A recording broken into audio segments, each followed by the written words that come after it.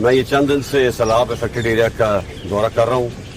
کل میں بلوچستان میں تھا، اتھل اور بیلا کے علاقے میں. آج میں یہ خیرپور سندھ میں آیا ہوں. یہاں بہت میسو ڈیوسٹیشن ہوئی ہے، بہت تباہی ہوئی ہے. وفاقی حکومت، صوبائی حکومت، Pakistan army, navy, air force اور فلائی ادارے بہت کوشش کر رہے ہیں کہ لوگوں کو ریلیف پہنچائی جائے.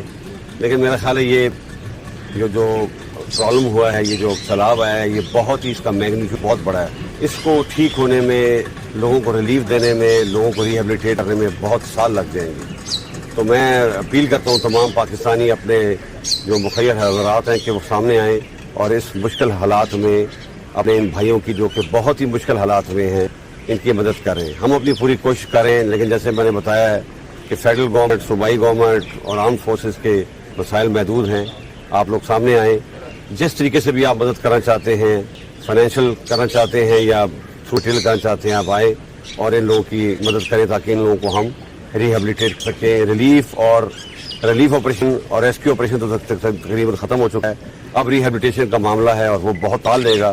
اس کے لیے ہمیں پوری قوم کی مدد چاہیے. دوست ممالک ہیں، ان سے بھی ہماری حکومت درخواست کی ہے اور مجھے بڑی امید ہے friendly countries will also come forward to help Pakistan in this hour of need.